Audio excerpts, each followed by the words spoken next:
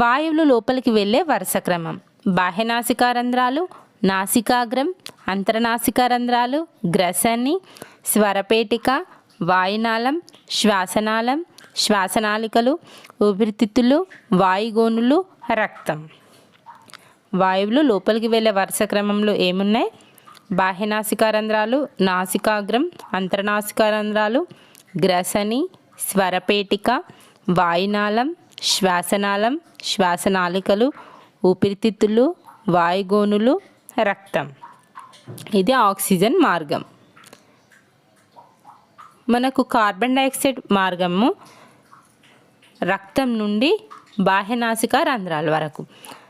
Carbon dioxide మార్గం ఏమిటి? రక్తం, వాయుగోనులు, ఊపిరితిత్తులు, శ్వాసనాళికలు, శ్వాసనాళం, వాయునాళం, స్వరపేటిక, గ్రసని, అంతర్నాసికా రంధ్రాలు, నాసికాగ్రం, బాహ్యనాసికా రంధ్రాలు.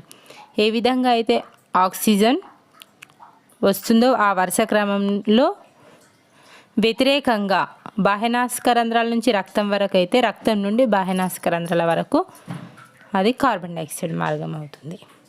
ఇది ఆక్సిజన్ మార్గం, కార్బన్ డైఆక్సైడ్ మార్గం.